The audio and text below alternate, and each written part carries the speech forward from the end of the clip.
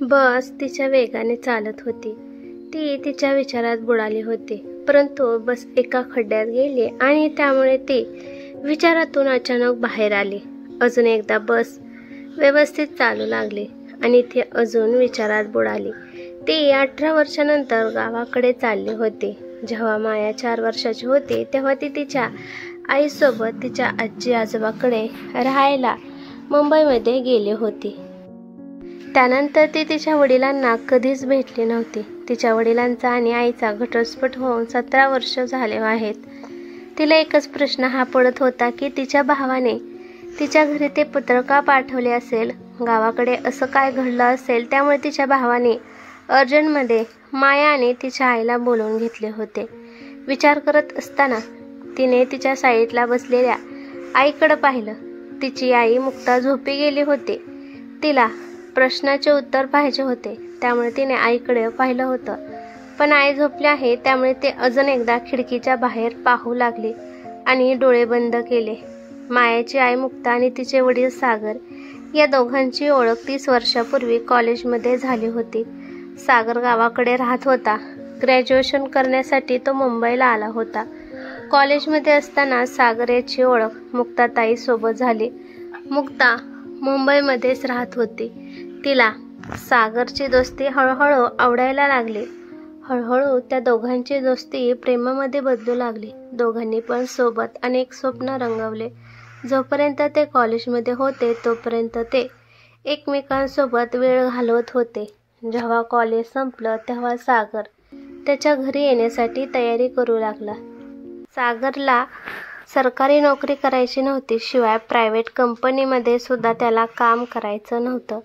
त्याला तर फक्त शिक्षण करून आई वडिलांपाशी राहून शेतीवाडी करायची होती. आई वडिलांच्या इच्छेसाठी शहरात जाऊन अभ्यास करत होता, पण त्याला त्याचं गाव कधी सोडायचं नव्हतं. कॉलेज संपल्यावर सागरने मुक्ताला प्रपोज केलं की माझ्यासोबत लग्न करशील का. मुक्ता तिच्या आई वडिलांची एकुलती एक मुलगी होती आणि तिचा एक मोठा भाऊ पण होता. सागरची ओळख मुक्ताने तिच्या आईवडिलांसोबत करून दिली. मुक्ताच्या वडिलांचं फर्निचरचे खूप मोठे दुकान होते. ते मोठे बिझनेसमॅन होते. मोठ्या घराण्यात असल्यामुळे त्यांचे विचार पण वेगळे होते. ते मुक्ताला म्हणाले की मी मेलो तरी मी तुझं लग्न या सागरसोबत लावून देणार नाही. वडिलांचं कठोर बोलणं ऐकून मुक्ताने अजून एकदा त्यांना समजावण्याचा प्रयत्न केला नाही. त्यानंतर ती तिच्या आईची परमिशन घेण्यासाठी गेली. तिच्या आईने पण सरळ सांगितले, जे तुझे वडील म्हणतील तेच माझा पण निर्णय आहे. वडिलांसारखेच आईचे पण विचार आहेत हे पाहून मुक्ता नाराज झाली. पण तिने सागरसोबत लग्न करण्याचे स्वप्न पाहिले होते. तिने सागरला सांगितले की मी तुझ्याशिवाय जिवंत राहू शकणार नाही. मी लग्न तर फक्त तुझ्यासोबतच करणार आहे. सागरने मुक्ताला खूप समजावलं की तुझे आई वडील जरा नाराज आहेत. त्यांचा राग शांत झाला की ते आपलं लग्न लावून देतील. पण मुक्ता सागरचे काहीच ऐकून घेत नव्हती. असं पण सागरला मुक्तासोबत लग्न करायचं होतं. पण जर मुक्ताने त्याच्यासोबत लग्न केलं तर मुक्ताचं कायमचं माहेर तुटत असतं हे त्याला माहीत होतं. त्यामुळे तो तिला समजवण्याचा प्रयत्न करत होता. तो तिला सांगत होता की आई वडिलांच्या विरुद्ध काही सुद्धा करू नकोस. पण ती काहीच ऐकून घेत नव्हती. शेवटी मुक्ताच्या पुढे त्याला झुकावं लागलं. मुक्ताने आई वडिलांच्या विरुद्ध जाऊन तिने सागरसोबत लग्न केलं. सागरचे आई वडील खूपच साध्या स्वभावाचे होते. त्यांनी खूप प्रेमाने मुक्ताचं स्वागत केलं. त्यांनी आनंदाने पूर्ण गावाला मिठाई वाटली. सागर आणि मुक्ता एकमेकांसोबत खूप खुश होते. मुक्ता लहानपणापासूनच शहरात राहिली होती. त्यामुळे तिला गावाकडे असं राहण्याची पहिलीच वेळ आली होती. मुक्ता तिच्याकडून खूप प्रयत्न करत होती की गावाकडे ती त्यांच्याप्रमाणे राहू शकेल आणि हे सगळं सागरला पण कळत होतं. त्यामुळे तिच्याकडून छोट्या मोठ्या चुका झाल्या तरी तो नजरअंदाज करत होता. लग्नाच्या 2 वर्षानंतर मुक्ताला एक मुलगा झाला. बाळाचं नाव आजी आजोबांनी राहुल असं ठेवलं. अजून 3 वर्षांनी एक मुलगी झाली. त्या मुलीचं नाव माया ठेवण्यात आलं. दोन्ही पण मुलांची नावे सागरच्या आई वडिलांनीच ठेवली.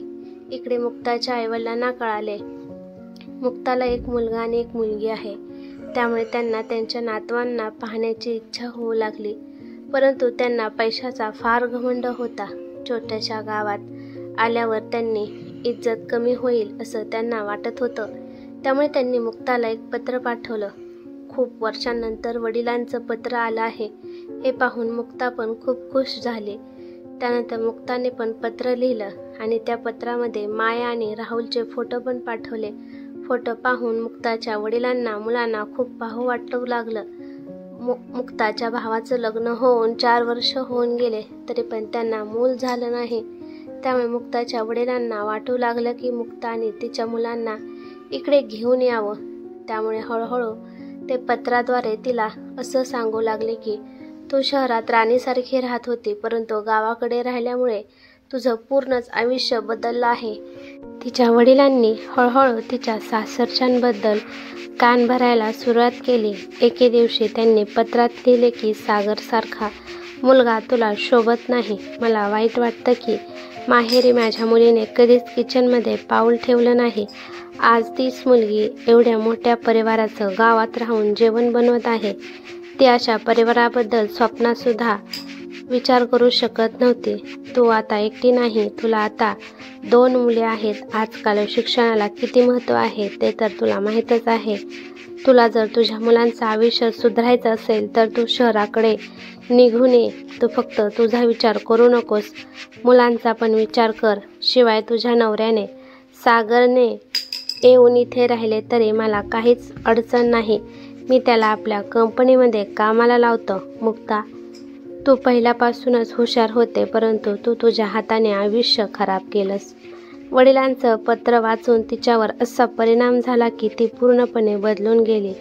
गावाकडलं साधं शिक्षण पाहून तिला आता समजायला लागलं. तिला माहीत होतं की सागर तिच्यासोबत मुंबईला येऊ शकणार नाही. पण एके दिवशी मुक्ताने मुलांच्या शिक्षणाबद्दल विषय काढून त्याला शहरात जाण्याबद्दल विचारले, पण त्याने सरळ नाही म्हणून सांगितलं.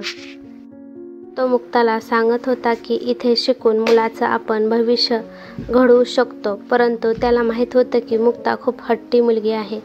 त्यामुळे तो जास्त काही तिला समजावत नव्हता. हळूहळू मुक्ता सासू सासऱ्यांसोबत पण भांडण करू लागली. मुक्ताने रागाने सामान पॅक केलं आणि दोन्ही मुलांना घेऊन मुंबईला पोहोचली. सागरला वाटले की मुक्ता माझ्यावर खूप प्रेम करत आहे, त्यामुळे तिचा राग शांत झाल्यावर ती निघून येईल. पण 2 महिने झाले तरी पण मुक्ता माघारी आली नाही. नाईलाजाने सागर शहरात गेला आणि तिला समजवायला लागला, परंतु ती समजून घेत नव्हती. उलट ती सागरला म्हणत होती की तूच इथं शहरात येऊन राहा. त्याला त्याच्या आईवडिलांना सोडून शहरात राहायचं नव्हतं. नाईलाजाने तो माघारी तसाच निघून आला. काही दिवसांनी मुक्ताने त्याला घटस्फोटाचे पेपर पाठवले, पण कोर्टातर्फे दोन्ही मुलांची कस्टडी वाटून देण्यात आली. मोठा मुलगा राहुल याला सागरकडे देण्यात आले आणि माया अजून लहान होती म्हणून मायाला मुक्तापाशी ठेवण्यात आले. आणि अशा प्रकारे सागरने त्याच्या मुलाला खूप प्रेमाने वाढवलं. आईचं प्रेम त्याने त्याला दिलं, पण सागरला त्याच्या मुलीची पण नेहमी आठवण येत होती. राहुलला कळाले होते की आता त्याचे बाबा मायाला आणि आईला आठवून किती रडत असतात. सागरने त्याच्या मुलाला सगळे संस्कार दिले होते. इकडे मुक्ताने पण तिच्या मुलीला चांगले शिकवले होते, पण लहानपणापासून मायाच्या मनात तिच्या वडिलांबद्दल निगेटिव्ह विचार भरवले होते. त्यामुळे ती विचार करत होते की बाबांनी आईला धोका देऊन ते निघून गेले आहेत. बघता बघता माया आता 20 वर्षाची झाली होती. एके दिवशी ती कॉलेजवरून घरी येत होती. घरी आल्यावर तिने पाहिलं की पोस्टमन एक पत्र घेऊन आला होता. मायाने त्या पत्रावर पाहिलं तर तिच्या भावाचं नाव होतं. आज पहिल्यांदा भावाचं तिला पत्र आलं म्हणून. मोबाईलच्या जमान्यात पत्र आलं म्हणून ती जरा आश्चर्यचकित झाली. तिने तो लिफाफा खोलला. त्यामध्ये माया, राहुल, मुक्ता, सागर आणि आजी आजोबा यांचे फॅमिली फोटो होता. आणि शिवाय एक लेटर पण होतं की त्यात लिहिलं होतं की फक्त एकदाच आई आणि तो गावाकडे यावं अशी मी विनंती करत आहे. आपल्या भावाकडून पत्र आलं म्हणून माया इमोशनल झाली आणि तिने आईपुढे हट्ट केला की मला पण गावाकडे जायचं आहे. मुलीचं बोलणं ती कधीच टाळत नव्हती, त्यामुळे मुक्ता पण तयार झाली. मुक्ता तिच्या मुलासोबत फोन करून बोलू शकत नव्हती, कारण तिला हिम्मतच होत नव्हते. त्यामुळे तिने फक्त मेसेज टाकला की आम्ही येत आहोत. दुसऱ्या दिवशी माया आणि मुक्ता गावाकडे जाणाऱ्या बसमध्ये बसल्या. पूर्ण बसमध्ये तिच्या भावाने पाठवलेले फोटो आणि पत्र माया पाहत होते. 10 तासांच्या प्रवासानंतर माया आणि तिची आई दोन्ही पण गावात पोहोचल्या. घरी जाऊन पाहिलं तर घराला कुलूप होतं. मुक्ताला माहीत होतं की घराची चावी कुठे असते, त्यामुळे तिने चावी घेतली आणि घर उघडलं. मुक्ताने पूर्ण घराकडे नजर टाकली. तिने बेडरूममध्ये जाऊन पाहिलं तर मुक्ता आणि सागर यांच्या दोघांचे लग्नाचे फोटो होते.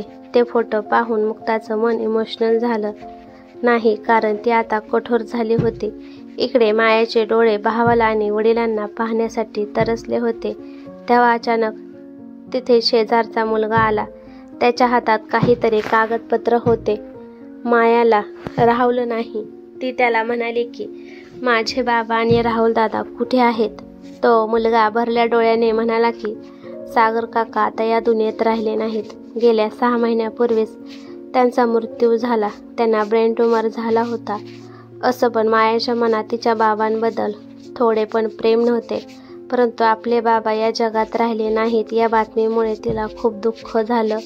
सागर गेल्याची बातमी ऐकून तर मुक्ताला तर चक्कर आल्यासारखं झालं. त्यानंतर मायाचे डोळे तिच्या भावाला शोधू लागले. त्यानंतर माया त्या मुलाला म्हणाली की राहुल दादा कुठे आहे? त्यानेच आम्हाला पत्र लिहून इथे बोलावलं आहे. या पत्राबद्दल त्या मुलाला माहीत होतं, कारण तो मुलगा राहुलचा चांगला मित्र होता. तो म्हणाला की राहुल पुढच्या शिक्षणासाठी अमेरिकेला गेला आहे. त्याने जायच्या वेळेस हे पत्र मला तुम्हाला द्यायला सांगितलं होतं. तिला आता तिच्या भावाला भेटायचं होतं. अचानक तिला आठवलं की भावाने तिला सांगितलं होतं की गावाकडे काहीतरी खास आहे, त्यासाठी मला दादाने इकडे बोलवून घेतलं आहे. माया त्याला म्हणाली की काय कारण आहे त्यामुळे आम्हाला बोलावलं आहे? त्या मुलाला माहीत होतं की माया कशाबद्दल बोलत आहे आणि तो म्हणाला की तुम्हाला तेच सांगण्यासाठी मी आलो आहे. हे माझ्या हातात काही कागद आहेत. या कागदांना पाहून तुम्हाला सगळ्या प्रश्नाचे उत्तरे मिळतील. असं म्हणून त्याने ते कागद मायाच्या हातात दिले. एक पत्र सागरचं होतं आणि दुसरं पत्र राहुलचं होतं. मुक्ताने सागरचं पत्र वाचाय घेतलं आणि मायाने राहुलचं पत्र वाचायला घेतलं. पहिल्यांदाच माया वाचू लागली. त्यामध्ये लिहिलं होतं की माया, मला माहीत आहे तुझ्या मनात आता हजारो प्रश्न येत असतील की मी इथे तुला का बोलावले असेल. तुला तुझ्या भावाचा राग पण येत असेल, पण मला काहीच फरक पडणार नाही, कारण तुझा तो हक्क आहे माझ्यावर रागवण्याचा.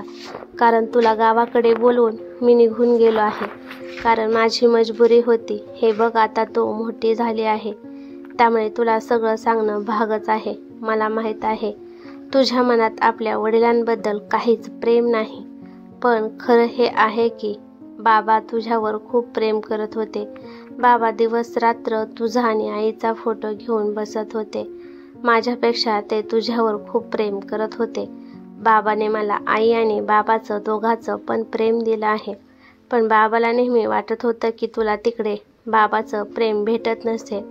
हे बघ, तुला वाटत आहे की बाबाने आईला धोका दिला आहे, तर तसं काही नाही. त्यावेळेस परिस्थिती अशी होती की त्यामुळे त्या दोघांना वेगळं व्हावे लागले. आईला शहरात राहायचे होते आणि बाबाला गाव सोडून जायचे नव्हते, त्यामुळे ते दोघे लांब गेले होते. त्यांना तुझी नेहमी आठवण येत होती. 1 वर्षापूर्वीच कळालं की त्यांना ब्रेन ट्यूमर झाला आहे. आम्ही त्यांना वाचवण्याचा खूप प्रयत्न केला, परंतु ते वाचले नाही. बाबाला जायच्या वेळेस एकदा तुला पाहायचं होतं. आई वडील याला कधीच तयार होणार नाहीत हे माहीत होतं, त्यामुळे आमची हिंमत झाली नाही. पण जायच्या वेळेस बाबाने त्यांची संपत्ती निम्मी आपल्या दोघांच्या नावावर केली आहे.